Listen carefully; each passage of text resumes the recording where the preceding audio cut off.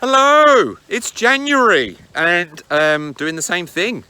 You know, like I said to people in my December video, wrapping up the year, January and Christmas period is like the biggest fake deadline. It's this milestone that we have, but we're all exactly the same, kind of, and if we haven't dealt with some of the challenges that we had last year, then they're going to come back up this year.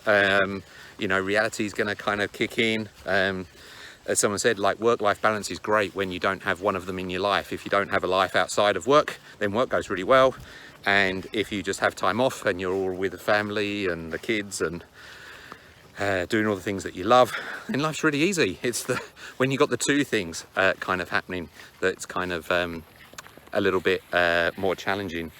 So coming into January, key thing, if you haven't done it, is you've got to stop and actually accept the reality that you kind of have. You're coming back to work, and if you're emotionally feeling a little bit anxious, worried, concerned, whatever, this is the time to really now get out of your head and onto paper to actually look at. And what I would do is I would focus like one quarter at a time. What I would do is go, cool, let me think about this first quarter. So January, February, March. Where do I want to be at the end of March? What are some of the goals that I want to achieve in this first quarter? Because then that makes it all kind of feel a little bit easier. It's like, okay, well, in the first quarter, I need to have achieved A, B, C. Cool. Then from that, then look at, right, okay, well, then logically, what do I need to focus on in March itself, in February, and then what are the priming activities in January that I need to do?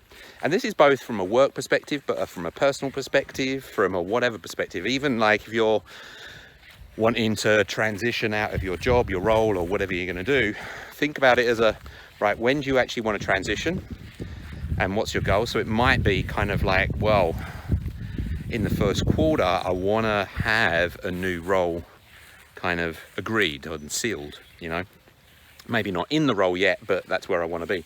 Cool. So you need to be having final interviews in March. So in February, you need to be having interviews. Therefore, in January, we need to, what's the activities that we need to focus on in January to kind of make that become a reality? And when you just break it down that way, that simple way, it becomes a lot less kind of overwhelming. And also, if you think about it from a work, from a home, from a self, from a health kind of perspective, just think about those kind of four simple categories.